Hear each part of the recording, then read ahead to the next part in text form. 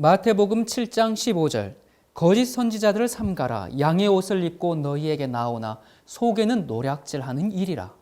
또 마태복음 24장 24절 거짓 그리스도들과 거짓 선지자들이 일어나 큰 표적과 기사를 보여 할 수만 있으면 택하신 자들도 미혹하게 하리라. 요한일서 4장 1절 사랑하는 자들아 영을 다 믿지 말고 오직 영들이 하나님께 속하였나 시험하라. 많은 거짓 선지자가 세상에 나왔음이니라. 그럼 참 두려운 말씀이죠. 성경은 거짓 선지자를 조심하라고 경고하고 있습니다. 거짓 선지자에는 두 종류가 있습니다. 양의 탈을 쓰고 있는 거짓 선지자들과 노골적으로 비성경적인 가르침을 전하는 그런 거짓 선지자들. 여러분, 사실 눈에 드러난 거짓 선지자들은 분별하기가 쉽습니다. 그런데 오늘날 많은 교회 목사들이 거짓 선지자 노릇을 하고 있기 때문에 도대체 어떤 목사, 어떤 가르침이 택하신 자들도 미혹해 하는 그런 거짓 가르침인지 분간할 수 없는 불행한 시대에 우리는 살고 있습니다. 어느 목사도 나는 거짓 교사입니다. 나는 거짓 선지자입니다. 그렇게 말하고 이마에 써붙이고 다니지 않습니다. 그들은 설교도 잘하고 찬양도 잘하고 병자도 잘 고치고 설교 단상에서 울기도 잘하며 심지어 그들의 설교는 은혜롭기까지 합니다. 모두 거룩한 목자와 같은 모습을 하면서 양들을 이끌고 있습니다. 그러나 그들은 예수님의 이름으로 사람들을 멸망으로 끌고 가고 있는 거짓 선지자입니다. 자신들의 욕망과 탐욕에 의해서 성도들 위에 군림하고 있는 양의 탈을 쓴 이리떼들입니다. 여신도들과의 성추문은 끊이지 않고 돈을 탐닉하고 도덕적으로 부패하고 정치가들과의 친분으로 교회를 팔아먹고 있는 사업가들입니다. 대형교회 목사들뿐만 아니라 그런 목회를 그저 부러운 눈으로 바라보면서 나도 언젠간 저렇게 되리라 다짐하는 그런 세속적인 목자들, 거짓 선지자들이 판을 치는 이 시대입니다. 예수님은 마태복음 24장에 마지막 시대의 징조를 말씀하시면서 특별히 미혹에 관한 말씀을 4번이나 반복하셨습니다. 여러분, 우리 시대에 얼마나 많은 미혹들이 일어날 것인지 우리가 예상할 수가 있습니다. 마태복음 24장 4절에 예수께서 대답하여 가라사대 너희가 사람의 미혹을 받지 않도록 주의하라. 5절에 많은 사람이 내 이름으로 와서 이르되 나는 그리스도로 하여 많은 사람을 미혹해 하리라. 11절 거짓 선지자가 많이 일어나 많은 사람을 미혹하게 하겠으며 24절 거짓 그리스도들과 거짓 선지자들이 일어나 큰 표적과 기사를 보여 할 수만 있으면 택하신 자들도 미혹하게 하리라. 여러분, 택하신 자들도 미혹을 당할 수 있다고 말씀하셨습니다. 미혹이 뭔가? 미혹을 이 사전에서 찾아보니까 무엇에 홀려서 정신을 차리지 못함, 그렇게 정의가 되어 있어요. 여러분, 오늘날 교회를 한번 보십시오. 교회 자체가 뭔가에 홀려 있습니다. 홀렸다는 말을 어떨 때 씁니까? 귀신에게 홀린 것입니다. 사탄 마귀의 역사에 홀려 있습니다. 요즘 교회들은 드럼과 현란한 조명으로 콘서트장을 방불케 하는 그런 광란의 공간으로 변질되었습니다. 방언과 기적과 이사를 추구하면서 떠들썩한 집회를 하면서 사람들을 홀리고 있습니다. 알파 코스니 신사도 운동이냐면서 썩은 일을 금리빨로 바꾼다고 떠들어대질 않나. 임파테이션, 즉 능력, 무슨 은사를 전달해 준다면서 자신을 선지자요 사도로 칭하면서 하나님의 자리에 앉아있는 사역자들. 와, 우리 목사님 신통해지셨습니다. 그러면서 다 죽어가던 교회가 쇠퇴의 길로 가던 교회가 갑자기 부흥을 맞고 성장하고 활기가 넘치고, 이런 게 성령의 역사입니까? 제가 일본에 갔을 때 어느 분에게 이런 이야기를 들었어요. 어느 연로하고 참 점잖은 목사님이신데 기도원에서 40일 동안 금식 기도를 하고 뭘 받았답니다. 이 받긴 받았는데 이 점잖은 모습으로 사람들 점을 칩니다. 한국 목사님이세요. 당신 과거에 이랬지. 앞으로 이렇게 될 거야. 아주 쪽집게 도사가 됐어요. 손가락으로 사람들 머리에 손만 댔는데도 사람들이 벌러덩 나가자빠져요. 그분이 직접 그렇게 경험하셨습니다. 그냥 손가락만 댔는데 자신의 몸이 벌러덩 자빠지더라는 거예요. 그래서 너무 부끄러워서 기어서 뒤로 숨어갔다고 하더라고요. 교회가 폭발적으로 성장해요. 여러분의 담임 목사님이 이런 영역이 있는 목사입니까? 죄송합니다. 그렇다면 그는 거짓 선지자입니다. 여러분 거기서 나오십시오. 바벨론에서 나오셔야 삽니다. 그리스도께서는 이렇게 경고하셨습니다. 나더러 주여 주여 하는 자마다 천국에 다 들어갈 것이 아니요 다만 하늘에 계신 내 아버지의 뜻대로 행하는 자라야 들어가리라. 그날에 많은 사람이 나더러 이르되 주여 주여 우리가 주의 이름으로 선지자 노릇하며 주의 이름으로 귀신을 쫓아내며 주의 이름으로 많은 권능을 행치 아니하였나이까 하리니 그때 내가 저희에게 밝히 말하되 내가 너희를 도무지 알지 못하니 불법을 행하는 자들아 내게서 떠나가라 하리라. 여러분 여기에 나오는 사람들은 주의 이름으로 예언하고 병을 고치고 귀신을 쫓아내는 일에 엄청난 능력을 행사했습니다. 그러나 예수께서는 그들을 모른다고 말씀하셨습니다. 그렇다면 누가 그들에게 이러한 초자연적인 능력을 주어서 그런 기적을 행할 수 있도록 했을까요? 여러분 그러한 능력이 나올 수 있는 근원은 오직 하나님과 사탄 이외에는 없습니다. 예수께서 그들에게 불법을 행하는 자들이라 그렇게 말씀하시는 것을 보면 그들은 불법의 창시자인 사탄의 능력으로 병을 고치고 예언하며 교회를 부흥시켰습니다. 여러분 이 말씀은 오늘 우리가 사는 이 시대에 성령의 이름으로 기적이 행해지고 주의 이름을 찬양하는 것처럼 보이고 신앙적 열성이 충만한 분위기 가운데서 예수의 이름으로 행해지는 사탄의 기만적인 일들이 교회 안에 편만할 것임을 우리에게 말해주고 있습니다. 말 그대로 미혹입니다. 예수께서는 진리의 성령이 오시면 그가 너희를 모든 진리 가운데로 인도하시겠다고 말씀하셨습니다. 성령께서 임하신 증거가 방언이 아닙니다. 병 고침이 아닙니다. 뜨거운 눈물과 환희가 아닙니다. 성령께서 오시면 죄에 대하여 세상을 책망하겠다고 하셨습니다. 성령은 죄를 지적하고 회개를 촉구하는 것부터 시작합니다. 우리를 진리 가운데로 인도하십니다. 어떤 사람도 회개케 하시는 성령의 역사로 자신이 지은 죄에 대한 깨달음과 십자가의 완전한 용서와 거룩한 삶을 유지함 없이는 참된 성령의 충만함을 경험할 수가 없습니다.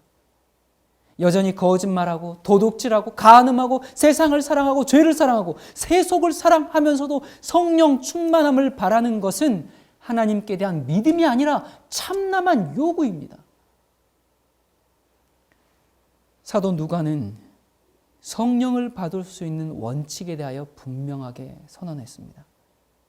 우리는 이 일의 증인이요 하나님이 자기를 순종하는 사람들에게 주신 성령도 그러하니라고 사도행전 5장 32절에 말씀하고 있습니다. 하나님께서는 진리의 말씀대로 순종하는 사람들에게 성령을 주십니다. 기적을 행했던 자들에게 왜 예수님께서 불법을 행하는 자들이라고 배척하셨는가?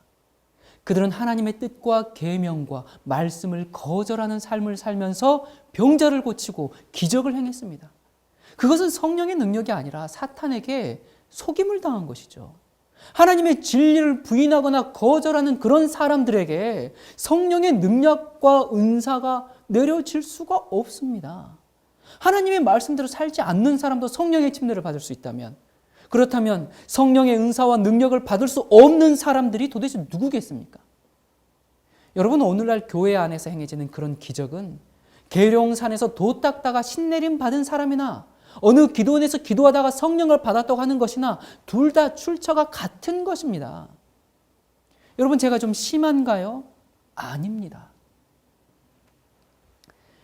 저런 사람들은 거짓 사도요 괴율의 역군이니 자기를 그리스도의 사도로 가장하는 자들이니라. 이것이 이상한 일이 아니라 사탄도 자기를 광명의 천사로 가장하나니 그러므로 사탄의 일꾼들도 자기를 의의 일꾼으로 가장하는 것이 또한 큰 일이 아니라 저희의 결국은 그 행위대로 되리라. 여러분, 영의 침을 당한 사람은 땅에 뒹굴며 방언을 중얼거려한다. 이런 사상은 성령을 모욕하는 것입니다. 성령께서 우리에게 임하시는 목적은 잃어버린 하나님의 형상을 회복하기 위해서지 이성을 잃고 소리를 지르면서 미치광이처럼 만드는 것이 아닙니다. 갈멜산에서 엘리야와 바알의 선지자들을 기억하십니까? 이방신의 제사장들은 제단 주위를 뛰면서 신음소리를 내면서 기괴한 소리를 질렀습니다. 그들은 드럼과 전자악기를 동원해서 방언을 하고 뒹굴면서 자신의 몸을 자해했습니다. 그러나 이와 반대로 엘리야는 어떻게 기도했습니까? 조용히 무릎을 꿇고 단순한 기도를 올렸습니다. 하나님은 어지러움의 하나님이 아니시라고 말씀하고 있습니다. 춤추고 방언하고 뛰고 스트레스가 확 날아가 버리고 참 좋지요. 그러나 여러분이 좋아하든지 않든지, 얼마나 많은 기독교인들이 따르든지 아니든지 상관없이 진리의 말씀에 일치하지 않는 모든 것들을 버릴 줄 알아야 합니다.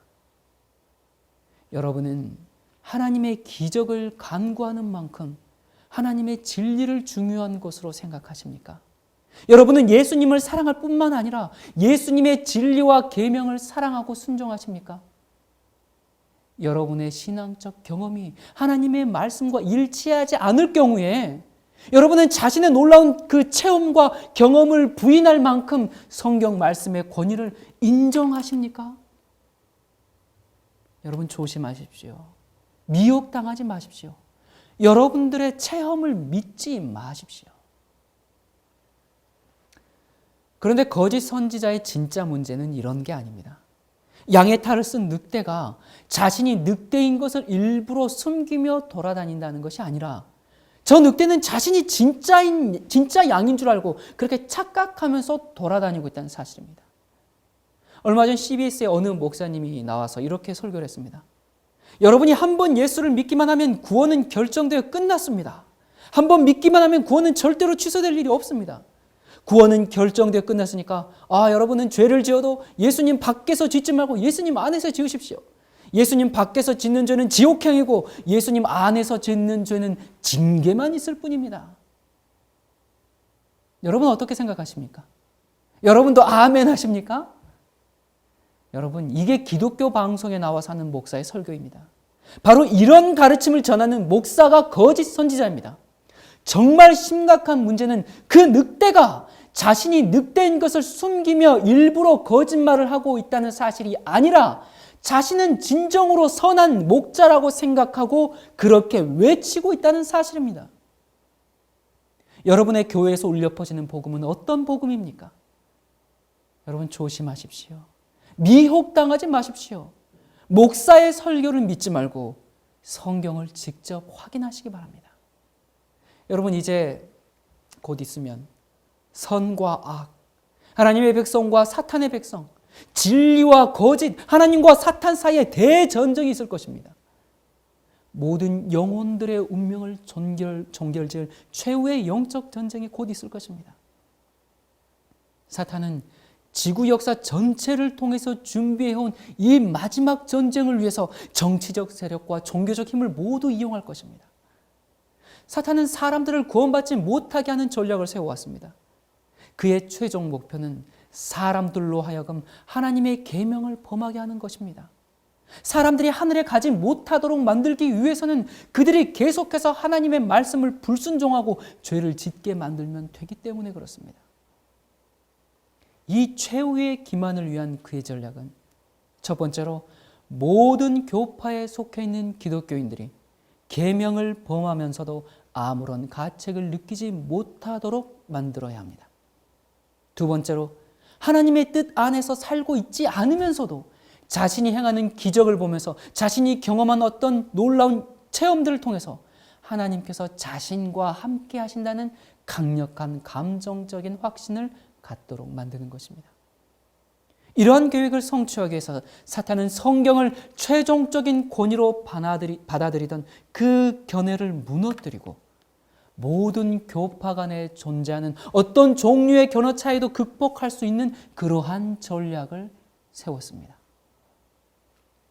계시록에 보면 또 내가 보매 개구리 같은 새 더러운 영이 용의 입과 짐승의 입과 거짓 선지자 입에서 나오니 저희는 귀신의 영이라 이적을 행하여 온 천하 임금들에게 가서 하나님 곧 전능하신 이의 큰 나라의 전쟁을 위하여 그들을 모으더라라고 말씀하고 계십니다. 거짓 선지자들, 여기서 말한 거짓 선지자들, 로마 카톨릭과 손을 잡은 종교 지도자들, WCC에 가입한 교회, 타락한 개신교회를 말합니다. 여러분의 교회가 WCC에 가입되었습니까? 그렇다면 그 교회는 귀신의 처소입니다. 거짓 선지자입니다. 여러분, 바벨론에서 나오십시오. 거기서 나와 그의 죄에 찬미하지 말고 그의 받을 재앙들을 받지 말라고 성경은 경고하고 있습니다. 성장 만능주의, 기복신앙, 성범죄 목사, 트로트를 부르는 개그맨 목사, 광란의 집회들, 교회가 난장판입니다.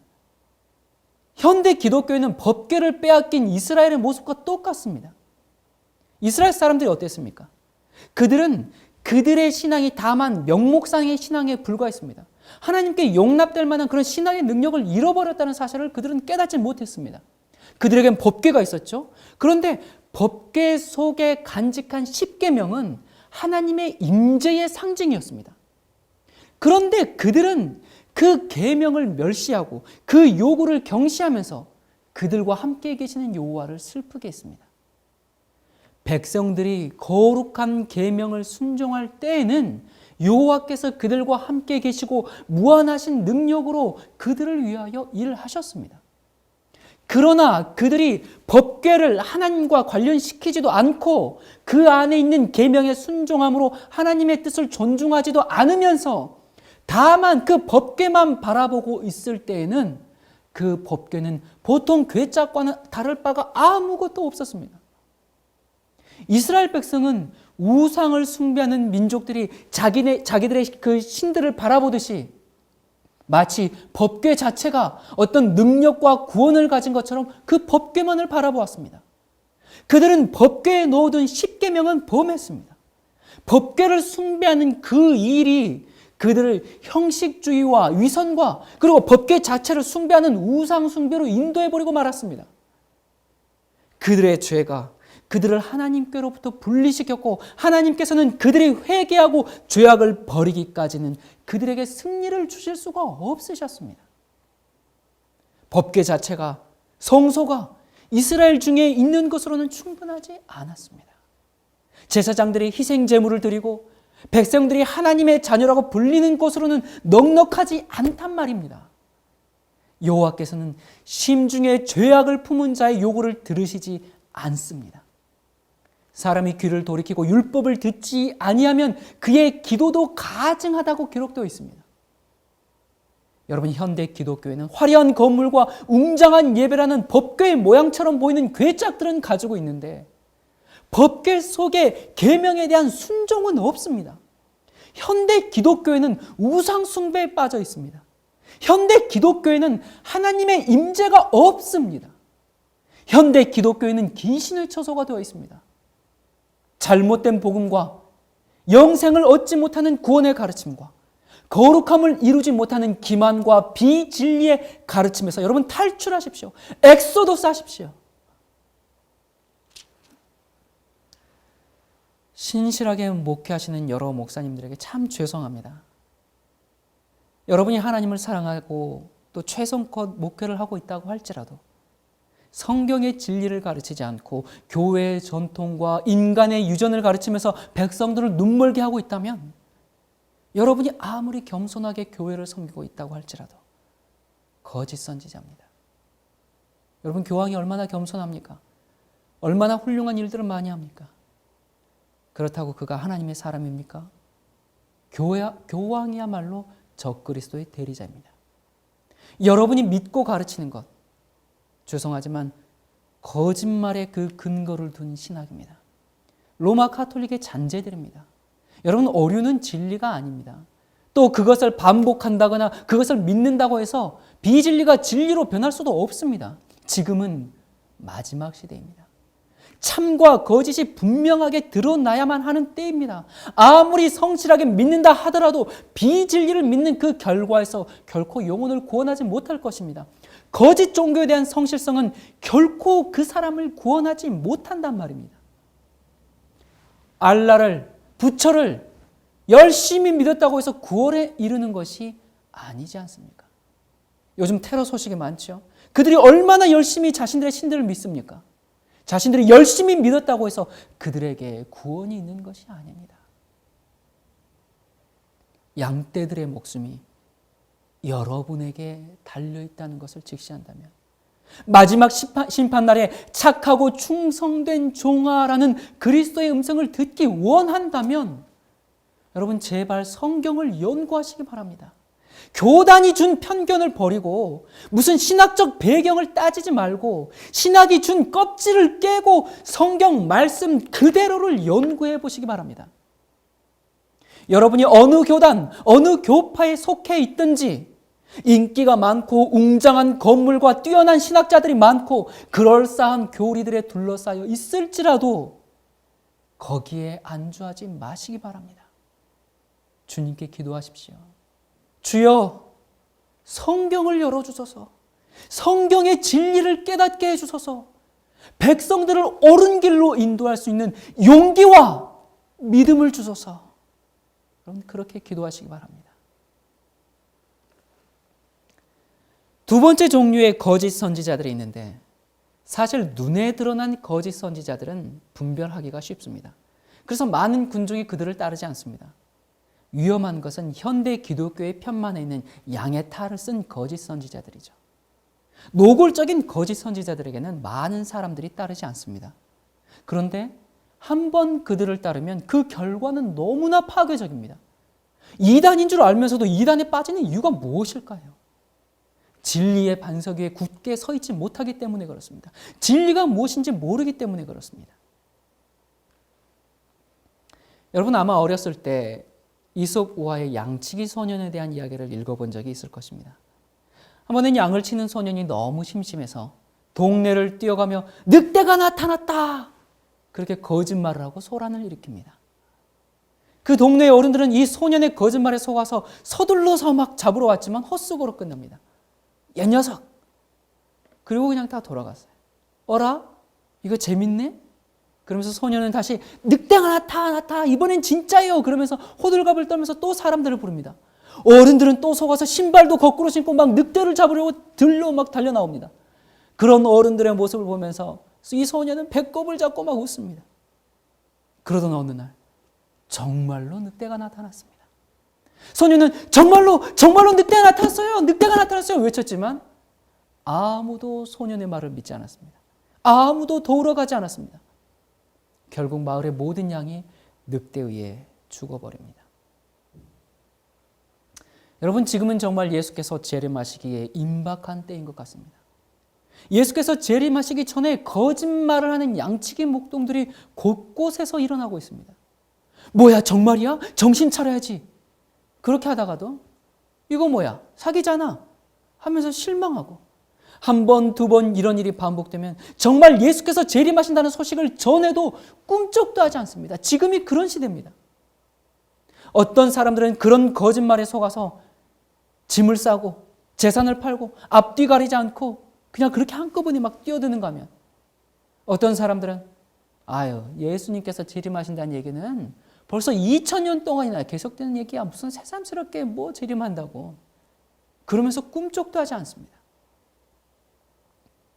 여러분 이렇든 저렇든 사탄은 사람들을 멸망시키면 됩니다. 오늘 저는 개인적으로 상당히 큰 답답함을 갖고 이 시간에 서게 되었습니다. 저와 아주 가까이 지냈던 분들이 예수께서 언제 재림하신다고 날짜를 정해놓은 그런 거짓 선지자에게 빠져들었고 어떤 이들은 전 재산을 헌납하고 공동체 생활을 시작했습니다. 여러분은 예외일 것 같습니까? 그렇지 않습니다. 지적이고 지극히 정상적으로 살던 사람들이 한순간에 그렇게 됩니다. 꽤 많은 사람들이 그렇게 모여 살고 있습니다. 여러분 이 사람들은 미친 사람들이 아니에요. 바로 어제까지만 해도 우리와 함께 지내고 함께 떡을 나눴던 내 옆에 형제요 자매들입니다. 그들이 무슨 광신적인 종교 행사를 하면서 기도만 하고 있는 것도 아닙니다. 사탄은 참 미혹하는 힘이 있습니다. 처음에는 저거 잘못된 거야. 그렇게 했던 사람들도 한 번, 두 번 듣기 시작하면 어느새 그냥 혹 하고 빠져들기 마련입니다. 여러분 정말 더 이상은 이런 피해자가 나오지 않기를 바라는 마음으로 이 날과 시기를 정하는 거짓 선지자들에 대해서 말씀을 좀 드리도록 하겠습니다. 여러분, 최근에 이 세상이 멸망한다는 그런 두 종류의 이야기가 사람들을 미혹하고 있습니다. 첫 번째는 이미 불발로 끝났죠. 그런데 두 번째는 앞으로 4개월 후면 짐승의 표 환란이 시작된다는 그런 가르침입니다. 사람들이 경제적으로 생활이 어렵고 가정이 파탄나고 사회적으로 견디기가 힘든 여러 스트레스에 시달리다가 에라 모르겠다 될 대로 되라 이런 식으로 거짓 선지자들의 가르침에 맹목적으로 몸을 던져놓고 있습니다. 이미 여러 뉴스에서 언급됐던 홍해선 씨, 자신의 페이스북에 한국의 많은 사람들이 죽을 것이라는 글을 올렸고 또 그로부터 한 달 만인 4월 16일 여러분 무슨 일이 있었습니까? 세월호가 침몰한 것입니다. 그래서 그의 예언이 이게 맞는 거 아니냐 많은 사람들의 관심을 모았죠. 그녀는 2014년 12월 14일에 한국에 전쟁이 일어나고 국민의 절반이 죽는다고 1년 가까이 그렇게 예언하고 또 한국의 여러 교회들 가서 집회 초청을 받고 예언을 해왔습니다. 북한이 남한으로 쳐들어온 날짜는 12월 14일 새벽 4시 30분이다. 그렇게 구체적으로 주장했습니다. 이 홍 씨는 12월에 전쟁이 난다는 예언을 수차례 반복했습니다.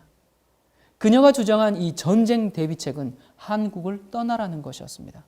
그래서 여러 목사들과 함께 노아의 방주 프로젝트를 통해서 미국으로 피난하는 일을 또 주도하기도 했었죠. 미국으로 떠난 사람들이 아이들을 포함해서 한 50명 정도가 실제로 피난길에 올랐다고 합니다. 그들은 전쟁이 일어나면 이들에게 난민 자격이 부여되기 때문에 그것을 기회로 영주권을 얻을 수 있고 또 캘리포니아 어느 도시에 공동체 생활을 할 그런 계획을 갖고 있다라는 기사를 본 적이 있습니다. 피난길에 오르기 전에 어느 목사의 교회에서 최종 모임을 가졌는데 거기는 인터넷을 통해서 지원한 그런 사람들이 모인 최종적으로 탑승 여부를 결정하는 그런 자리였습니다. 가고 싶다고 해도 하나님이 허락해야 갈 수 있다고 하면서 1시간 동안 열렬한 기도를 하고 그 기도가 마치고 나서 그 목사는 한 명씩 불러내어서 탑승 여부를 말해 주었습니다. 몇몇은 하나님의 뜻이 아니니까 갈 수 없다고 기도를 더 하고 오라고 했다고 합니다. 홍혜선 씨의 인터넷 게시판에서는 가족들을 어떻게 설득해야 할지, 재산을 어떻게 정리해야 할지, 비자는 어떻게 마련했는지, 어떻게 해외로 나가기 위해서 준비하는지 이런 것들을 묻는 사람들도 있었습니다. 그렇게 노아의 방주 프로젝트에 참여해서 미국에 건너간 사람들은 약 50명 정도지만 전 세계로 피난 간 사람들은 한 1000여 명 정도로 자체 추산하고 있습니다. 여러분 참 개인적인 종교 환상은 시간이 지남에 따라서 집단적인 환상이 됩니다. 그 무리 중에 어느 목사는 20여 명의 교인들과 함께 캄보디아행 비행기를 탔습니다. 많은 이들이 전쟁에 관한 직통 계시를 받고 떠났다고 합니다. 여러분 이들이 거짓말쟁이가 아니에요. 그들은 본 것을 이야기합니다. 그들은 들은 것을 이야기합니다. 그렇게 그들은 참 당당합니다. 심지어는 안타까워서 눈물을 흘립니다. 이들이 본 계시, 본 환상, 환청 이런 것들이 거룩하신 주님으로부터 온 것일까요? 한 번은 이 홍혜선 씨가 어느 신문사와 인터뷰를 해서 이런 얘기를 했습니다. 홍혜선 씨는 하나님을 아빠라고 부르는데 아빠가 한국에서 집회를 하라고 계시를 주어서 자기가 세상에 알리고 있다 그렇게 이야기합니다. 제가 처음에 전쟁을 1년만 미뤄주시면 안 되냐고 했는데 주님이 안 된다고 말했습니다. 저는 입신을 경험했고 성령 불세례를 받았습니다. 본격적으로 천국 지옥을 보여주신 것은 2010년도인데 주님은 저에게 이걸 세상에 알리라고 하셨습니다. 저의 주 사역은 천국 지옥을 보여주는 것이고 방언의 은사와 방언 통역의 은사도 많이 주셨습니다. 사도 바울이 삼층천 체험을 한 것처럼 저는 입신하는 것인데 지옥도 보여주고 천국도 보여주시고 또 책으로 쓰기도 하고 간증하기도 합니다. 천국 지옥에 있는 사람들과 대화도 하고 볼 수도 있습니다. 저만 그런 게 아니라 천국 지옥 보는 사람들은 다 그렇게 합니다. 지옥에 있는 사람들은 발가벗고 있고 천국에 있는 사람들은 드레스나 세마포를 입고 있습니다. 이런 이야기를 합니다. 그러면서 자신의 주 사역은 천국 지옥에서 본 환상들을 간증하는 것이 자신의 주 사역이라고 얘기합니다. 여러분 제가 여기서 한마디 하겠습니다. 천국과 지옥을 갔다 왔다고 간증하는 많은 사람들 전부 단 한 명도 예외 없이 거짓 선지자입니다. 그들이 뭔가를 봤는가? 예, 봤죠. 사탄에게 홀려서 헛것을 봤습니다. 여러분 정신 차리십시오. 여러분이 저를 욕해도 어쩔 수 없습니다. 전부 거짓 선지자입니다. 여러분 깨어 있으시기 바랍니다. 그 인터뷰에서는 이런 이야기를 계속합니다. 만약 전쟁이 일어나지 않으면 어떻게 됩니까? 요나도 니느웨가 40일 후에 망한다고 해놓고 망하지 않았는데 요나의 예언이 틀린 것이 아닙니다. 전적으로 하나님의 마음이죠. 예언은 주님이 하라고 했을 때 그냥 전달하는 거지 그 다음은 우리랑 상관없습니다. 12월에 전쟁이 안 나고 욕만 먹으면 어떻게 하느냐 하는데 이미 우리는 목숨을 내놓은 사람입니다. 아빠가 원하시기에, 여기는 아빠는 하나님이죠. 그렇게 하는 겁니다. 하늘에 상이 쌓이기 때문에 주의 일을 하다가 욕먹는 것은 상입니다. 여러분 이게 뭡니까? 이게 바로 종교적 최면이요 망상일 뿐입니다. 예언한 날짜가 되었지만 전쟁은 일어나지 않았습니다. 참 뭐라고 얘기해야 될지 모르겠습니다. 여러분 요즘 뉴스를 보십시오. 사회 범죄, 천연재해, 경제위기, 테러, 전쟁의 소문, 참 지금이 말세임을 알려주는 징조들이 계속 보도되고 있습니다. 여러분 이 시대를 살아가는 많은 사람들이 두려움과 불안을 갖고 살아갑니다. 이런 시대 분위기를 틈타서 여러 거짓 선지자들이 사람들을 미혹하고 있습니다. 홍혜선 씨 말고 또 홍영선 씨라는 사람이 있습니다. 이름이 비슷해서 남매지간인가 했는데 그건 아닙니다. 그는 2015년에 대환란이 시작되고 2018년 12월 6일에 예수님이 재림하신다라고 주장합니다. 그때가 되면 계시록 13장의 예언대로 매매를 못하기 때문에 지금 집과 토지와 재산을 하나님께 드려야 한다 그렇게 주장합니다. 제가 아는 분들이 이런 사이비 가르침에 현혹되어 있습니다. 이 홍영선 씨는 2011년부터 지금까지 약 10권 이상의 책을 출판해서 배포하고 있습니다. 꽤 오랜 시간 동안 제가 그 책들을 자세히 살펴보았습니다. 그는 2015년에 짐승의 폐의 환란이 시작되고 3년 반 후인 2018년에 예수께서 재림하신다고 주장합니다. 과연 어떤 근거를 가지고 예수 재림의 시기를 정하고 있는가? 그의 책에 보면 이렇게 얘기합니다. 이 책이 나가는 시점인 7년 후 지구 종말을 경고하는 첫 해가 된다. 지구 종말 1335일 카운트다운, 그 책이죠. 국립중앙도서관의 허락을 받고 정식 출판되고 서점에서 출판된다면 그 시점이 예언 선포의 기산점이 아닌가. 여러분 저는 처음 이 글을 읽을 때 뭐야 이거? 설마 이것이 기산점? 다른 뭔가가 있겠지. 그러면서 그의 책들을 낱낱이 계속 찾아보았습니다. 찾아봤지만 없었어요. 그러니까 성경 어디에 근거한 기산점이 아니라 자신이 책을 써서 세상에 그 경고, 그 선포한 그날이 2011년 8월인데 그때부터 7년 후 2018년 12월 6일이 예수 재림의 그 날짜라는 것입니다. 이 7년이라는 기간은 어디서 나왔는가? 그것은 역사적으로 AD 70년에 예루살렘이 멸망하기 전에 어떤 사람이 7년 동안 예루살렘 시가지를 다니면서 예루살렘이 멸망한다, 예루살렘이 멸망한다 그렇게 외치는 사람이 있었는데 그것과 마찬가지로 지구가 멸망하기 전에 자기가 7년 동안 지구 멸망을 외치는 사람이라고 주장하면서 그 7년을 가지고 왔습니다. 자, 그렇다면 짐승의 폐 환란이 2015년부터 환란이 시작된다고 얘기하는데 그건 또 어떻게 주장하는가? 다니엘서 12장에 보면 1290일과 1335일에 대한 예언이 나옵니다. 그것을 여기에 적용해서 예수님께서 재림하시는 날짜인 2018년부터 다니엘서 12장에 나오는 1335일을 역산하면 2015년이 되는데 그날의 전 세계적인 짐승의 폐의 환란이 시작된다는 것입니다. 여러분 이 성경의 예언을 모르고 들으면 참 그럴듯합니다. 여러분 이렇게 계산하는 방식 이 모두가 한마디로 홍영선 씨 자기 마음대로 해석한 것입니다. 여러분, 성경에서 가장 중요한 종말적 예언인 짐승의 폐의 환난과 성경의 모든 주제의 결론인 예수 그리스도의 재림하시는 그 날짜와 시간의 기산점을 자신이 책을 펴낸 그 시간으로 잡는다는 것 자체가 얼마나 황당한 난센스입니까? 참으로 황당하기 짝이 없는데 이런 얘기에도 솔깃해서 집과 재산을 처분하고 추종하는 사람들이 있으니 미혹의 힘은 정말 대단합니다.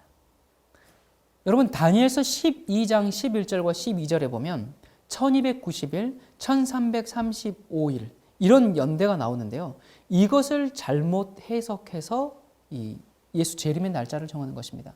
말씀을 보면 매일 드리는 제사를 폐하며 멸망케 할 미운 물건을 세울 때부터 1290일을 지낼 것이요 기다려서 1335일까지 이르는 그 사람은 복이 있으리라. 이곳에 나오는 1290일과 1335일을 실제적인 날수로 해석해서 2015년에 짐승의 폐 환란이 시작되고 그때부터 1335일이 지나면 예수님의 재림이 있다고 그렇게 가르칩니다. 그런데 비단 이 사람뿐만 아니라 다니엘서 12장에 등장하는 1290일과 1335일을 문자적으로 적용해서 예수님의 재림의 날짜를 정하는 사람들이 기독교 역사 가운데 종종 있어 왔습니다. 앞으로도 그런 사람들이 있을 것입니다. 이 한 사람으로 그치는 얘기가 아닙니다. 여러분, 그래서 제가 다른 시간에 이 성경적으로 다니엘서 12장을 어떻게 해석해야 하는지는 설명하도록 하겠습니다. 여러분, 이 홍영선 씨가 운영하는 웹사이트에서 몇 설교를 들어보면 이런 이야기를 합니다. 어떤 사람이 이제 그 가정의 집과 땅을 속히 팔도록 기도해 주십시오. 이런 인사말 하면서 이 짐승의 표가 얼마 남지 않았는데 자기가 떡 공장을 증축하게 되었다, 짓게 되었다. 그것은 주님이 내일 오셔도 열심히 장사하고 일하라고 했기 때문에 할 수 없이 하는 것이다. 그렇게 얘기합니다. 또 다른 설교에서도 어떤 자매가 집과 토지를 이제는 처분해야겠다 그렇게 얘기하는데 그 얘기는 벌써 몇 년 전부터 했던 얘기다. 그렇게 이야기합니다. 그러니까 이제는 시간이 없으니까 말만 하지 말라 그런 얘기죠. 여러분, 이 짐승의 폐 환란이 그냥 아무 일 없이 지나면 이 사람은 자기를 따르는 무리들에게 다음 중 한 가지로 변명하게 될 것입니다. 첫 번째, 우리가 아직 준비가 덜 되어서 주님께서 그날을 연기하셨습니다. 또는 두 번째, 우리 중에 아직 전적으로 회개하지 않은 자들이 인해서 주님께서 시기를 연기하셨습니다. 우리 중에 있는 아간의 죄를 찾아내야 합니다. 세 번째, 성경에 신랑이 더디 온다고 하였고 이 지체는 우리를 시험하는 시기입니다. 그러므로 주님이 계시한 사건이 우리가 바라는 대로 성취되지 않았다고 해서 실망하거나 절망할 아무런 이유가 없습니다. 네 번째, 중요한 것은 재림의 날짜죠. 2018년 재림은 확실하기 때문에 짐승의 표가 내리지 않았다고 해서 우리가 틀린 것은 아닙니다. 환란의 날짜는 얼마든지 변동이 가능합니다. 또 다섯 번째, 날짜 계산에 착오가 있었습니다. 다시 계산해 보니까 언제 몇 년 몇 월 며칠입니다. 여섯 번째, 여러분, 요나도 니느웨가 40일 후에 망한다고 해놓고는 망하지 않았는데 요나 예언이 틀렸습니까? 아니죠. 하나님께서 이 백성을 불쌍히 여기셔서 뜻을 돌이키셨습니다. 그래서 이 외에도 또 다른 무엇으로 변명할지 모르겠습니다. 여러분, 시기에 목을 매고 오직 날짜와 시간을 계산하면서 사는 것은 참된 재림 신앙도 아니고 그것은 극단과 맹신 그 이상도 이하도 아닙니다. 홍영선 씨는 복근곡식 건강법으로 어느 정도 유명인이 되었습니다. 여러 방송에도 소개가 됐고요. 건강에 관한 책들, 또 휴먼 자연 다큐멘터리 전문가인 어떤 그 윤모 PD도 그의 건강법을 추천합니다. 그는 복근곡식에 이어서 한겨울에도 산에서 자고 또 풍욕 그런 건강법을 가르치는데 단순히 건강에 대한 이야기만 하는 것이 아니라 그렇게 해서 깨끗한 피를 만들어야 거룩한 몸을 만들어서 하늘에 갈 수 있다고 그렇게 주장합니다. 그러다가는 이제는 급기야 예수 재림의 날짜를 정하고 있습니다. 한번 곁길로 가기 시작하면 끝없이 어두워지는 것이 어쩌면 당연한 결과입니다. 볶음곡식을 누워서 먹고 한겨울에도 야외에서 잠자면 피가 깨끗해져서 거룩해지고 최상의 건강을 유지할 수 있다고 그렇게 15년 이상 가르쳐왔던 홍영선 씨. 그가 한 건강 강의를 보면 홍영선 씨가 15년 동안 볶음곡식을 먹고 맨발로 다니고 밖에서 잠을 자도 여전히 낫지 않는 병들이 있고, 그래서 이 방법들만으로는 한계가 있었는데 그 이유는 생명의 에너지가 너무 약하기 때문이고, 그래서 새로운 건강 비법을 내놓았는데 그것이 바로 은을 이용한 건강법이라는 것입니다. 오랜 세월 동안 자기가 볶음곡식과 여러 가지 방법으로 많은 사람들을 치료했다는 그가 정작 자신은 이렇게 저렇게 막 아직 아픈 데가 많았는데 은을 차니까 대번 건강해졌다는 것입니다. 그러면서 그는 은은 생명의 에너지를 크게 증폭시켜 주는 것이라고 주장하면서 자신이 볶음곡식, 야외에서 잠자는 그런 거 15년 동안 해봤지만 최종 결론은 바로 이 은요법이다. 그러면서 보란 듯이 은팔찌, 은목걸이 은을 이렇게 여러 가 몸에 차고 은에 대한 강의를 수십 편을 하고 있습니다. 그래서 이 일을 위해서 신제품들을 만들었는데 은속옷, 신발, 매트, 이불, 패드, 전자파를 없애는 은사로 된 여러 가지 제품들을 만들어서 본격적인 장사를 해보겠다고 합니다. 은방석 하나에 10만 원, 은침낭은 66만 원. 그러면서 마지막 환란 때 일반 침낭이 아니라 은사 침낭에서 들어가서 자면은 따뜻하게 보여준다. 그렇게 설교도 하고. 자기가 이제 시작하려는 그 은사업의 정당성을 위해서 과거 노아 홍수 이전에 사람들이 700살, 800살, 900살 그렇게 산 것은 이때 당시에 이 지구에 은과 금이 널려 있었기 때문인데, 노아 홍수로 그 모든 은과 금이 다 땅속으로 들어가서 지금은 수명이 그보다 훨씬 짧아졌다면서 하늘의 식탁은 은식탁이고 걷는 길이 황금길이기 때문에 그곳에서는 영생합니다. 이런 정말 말도 안 되는 얘기까지 하고 있습니다. 은이 건강에 좋다는 그런 강의를 하자마자 추종자들에게는 은목걸이, 은팔찌, 은반지들이 주렁주렁 매달리고 10손가락에 모두 은반지를 차고 잠을 잘 때도 눈에 은을 붙이고 잤더니 어디가 건강해지고 병이 나았다고 간증하는 참으로 웃지 못할 풍경이 벌어지고 있습니다. 그의 사이트에 가보면 광신적인 추종자뿐만 아니라 오랜 기간 건강 사업을 해왔기 때문에 일반인들도 은제품을 구입하는 그 일들이 이렇게 주문들이 있는 것을 보게 되었습니다. 여러분, 이 홍영선 씨가 은사로 된 속옷을 팔든 금으로 된 것을 팔든 뭘 팔든 실제품을 출시해서 장사를 하든 말든 그것은 전적으로 개인의 자유죠. 누가 그걸 뭐라고 합니까? 그런데 이제부터 이렇게 본격적인 장사를 하겠다는 이 사람이 짐승의 폐 환란의 시기와 재림의 날짜를 정해놓고 자신을 따르는 사람들에게는 집과 토지와 재산을 속히 처분해야 한다고 설교하는 사람이란 말입니다. 여러분, 환란이 시작되면 짐승의 표를 받은 자 외에는 매매가 금지됩니다.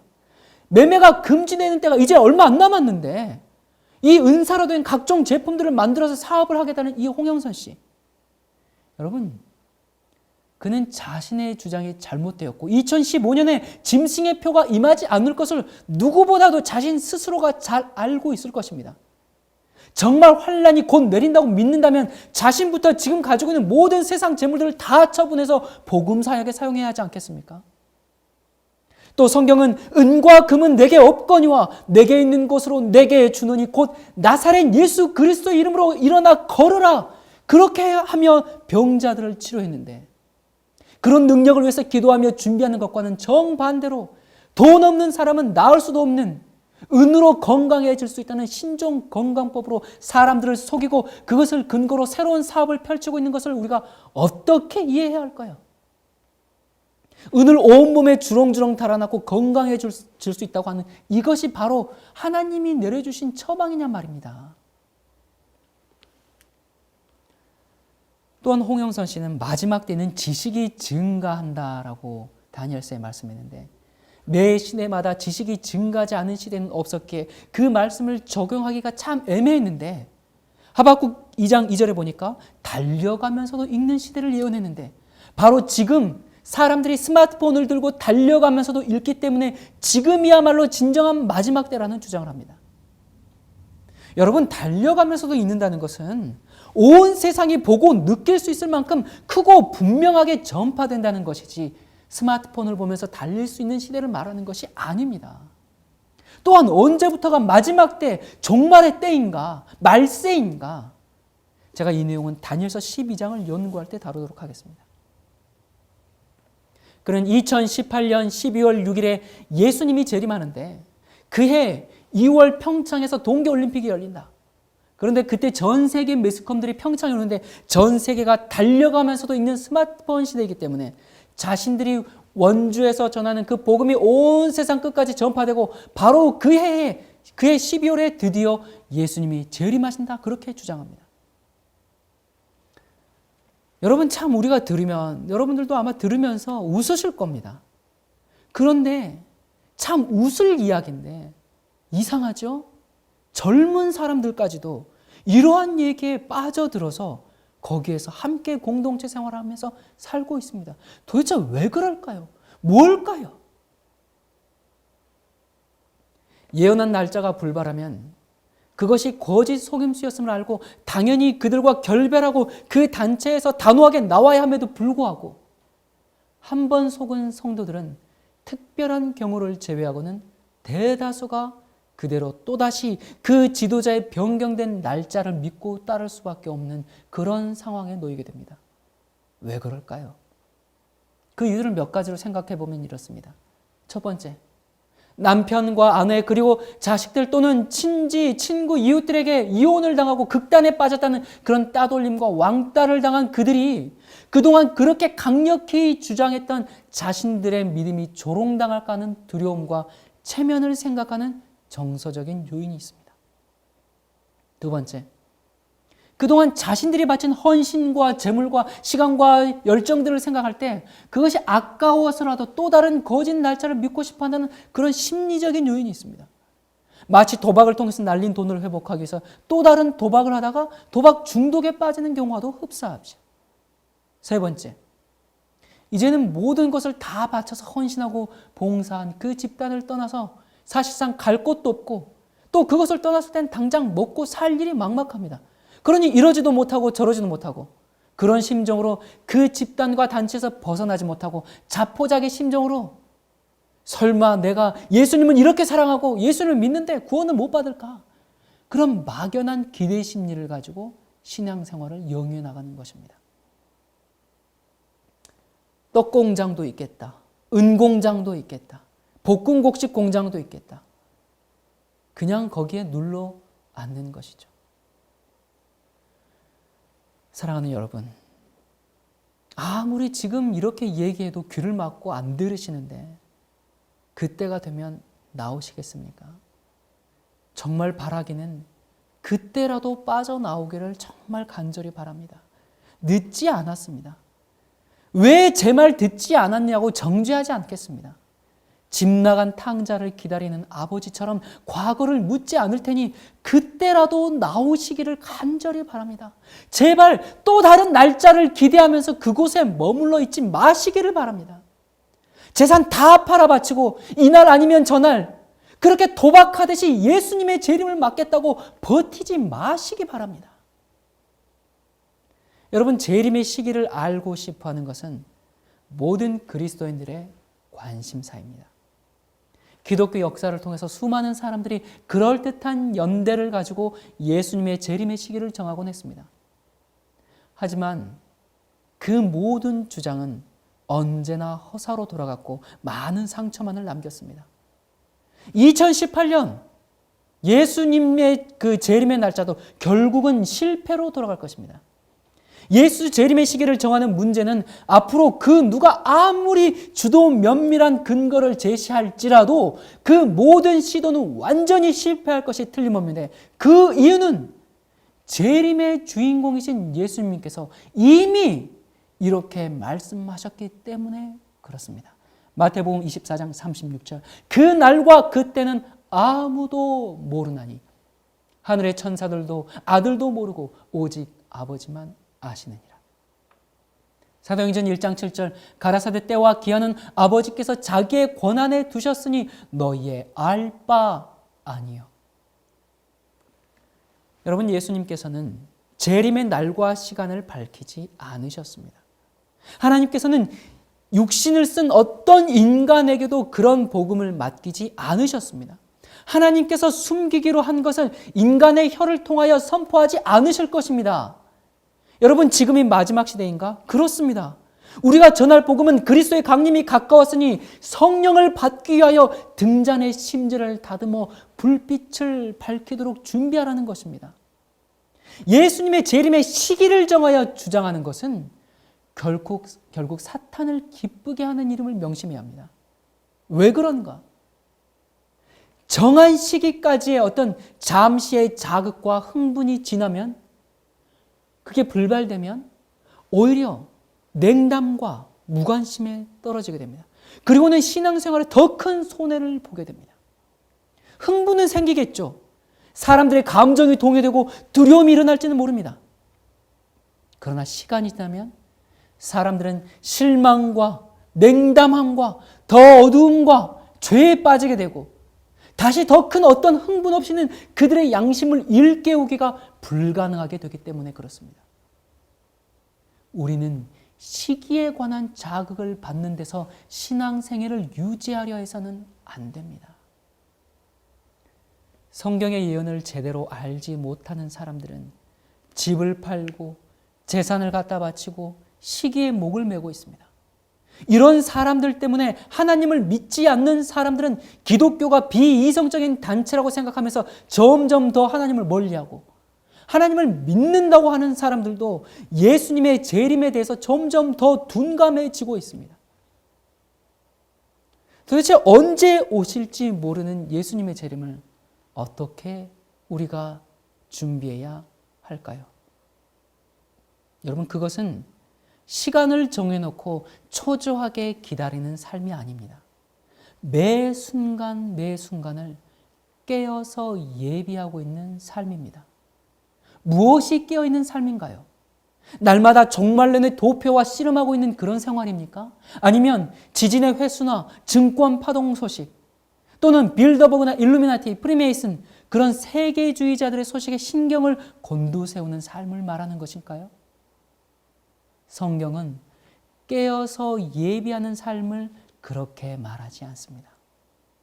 깨어있는 삶이란 재림이 혹 지체되더라도 견딜 수 있는 넉넉한 기름을 준비하는 삶입니다. 주인이 주신 달란트로 최선을 다하여 부지런히 일하는 생활이고, 지극히 작은 자에게도 마치 주님께 하듯 봉사하는 삶이고, 하나님의 계명을 지키고 죄를 승리하는 삶이 바로 깨어있는 삶입니다. 여러분, 신약 성경은 세상 끝이 이미 그리스도의 오심과 죽음과 부활에서 시작되었다고 말합니다. 예수님께서도 종말에 대한 예언이 오늘날 너희 귀에 응하였다라고 말씀하시고, 하나님의 나라가 이미 너희에게 임하였다라고 말씀하셨습니다. 그러므로 예수 그리스도를 영접하고 사는 그리스도인의 삶은 이미 종말적인 삶입니다. 아직 온전히 이루어지지 않는 미래의 영광의 천국, 예수 그리스도의 재림을 대망하면서도 내 3세기 이미 도래한 은혜의 천국, 그리스도의 강림, 종말을 맛보면서 살아가는 것이 그리스도의 종말적인 삶입니다. 그러므로 우리들은 앞으로 밀려올 수많은 시련을 눈앞에 두고 종말과 종말적 사건을 올바로 보고 판단할 수 있는 능력을 말씀의 연구에서 찾아야 합니다. 실제로 이제 곧 오실 역사적인 예수님의 재림은 계속 강조되어야 합니다. 그러나 그와 동시에 매 순간 하루하루를 마지막 순간처럼 종말을 느끼고 사는 그런 깨어 준비하는 일도 강조되어야 합니다. 이미 내 안에 임한 하나님의 나라, 은혜의 나라, 내 안에 임한 그리스도, 이미와 아직, already와 not yet이 불균형을 이루면 종말은 극단으로 흐르게 됩니다. 하나님의 나라는 양면성이 있습니다. 천국은 이미 도래했지만 아직 완성되지 않았습니다. 이미와 아직의 이 종말론적 긴장 속에서 치우치지 않는 그런 역동적인 삶을 살아가는 것이 재림을 기다리는 종말적인 삶이라고 할 수 있습니다. 그러므로 참된 종말적인 삶의 자세란 언제 세상의 종말이 오느냐가 아니라 오늘이라는 종말적인 순간을 어떻게 살아가느냐 하는 데 있습니다. 여러분, 인류 역사의 해가 서산에 기울고 있습니다. 예수 그리스도의 재림이 불과 얼마 남지 않았다는 많은 예언자들의 경고를 구태여 우리가 듣지 않더라도 무화과 나무에 잎사귀가 돋으면 봄이 오는 것을 알 수 있듯이 세상의 무수한 징조와 표적이 심판날이 임박했음을 알려줍니다. 지난 2000년 가까이 이 경고가 계속되어 왔지만 이제야말로 정말 지체할 여유가 없습니다. 주의 날이 밤에 도적같이 이를 때가 가까웠습니다. 그런데 복음은 훨씬 많이 전파되고 교회와 교인의 숫자는 늘어가는데 이 땅의 진실한 그리스도인들의 숫자는 점점 줄어가고 있습니다. 떠들기는 얼마나 요란스럽게 떠드는지 모릅니다. 주님만이 길이요 진리요 생명입니다. 여러분, 인류 역사 속에서 오늘 이 세대만큼 그리스도인들 때문에 하나님께서 조롱거리가 되시고 멸시와 모욕을 받으신 적이 없습니다. 교회는 손가락질의 대상이 되어가고 있습니다. 기독교는 개독교가 되었고 목사는 성도들을 잡아먹는 먹사가 되었습니다. 이게 오늘의 현실입니다. 어쩌면 너무나 당연한 결과입니다. 거짓 선지자가 판을 치는 이 시대입니다. 가짜 복음이 판을 칩니다. 평안하다, 안전하다, 모든 것이 잘 되고 있다, 그만하면 훌륭하다, 믿기만 하라. 예수님 안에서 짓는 죄는 단지 징계만 있을 뿐이고, 이런 식의 복음들 백성을 잠재우고 있습니다. 깨어나야 합니다. 정신 차려야 합니다. 이 진흙탕 속에서 더러운 오물들에 빠져 있지 말고 나와야 합니다. 다시 시작해야 합니다. 여러분, 눈을 들어 하늘을 보십시오. 예수께서 이제 오실 시간이 임박했습니다. 이 지구의 역사와 운명이 끝날 시간이 가까웠습니다.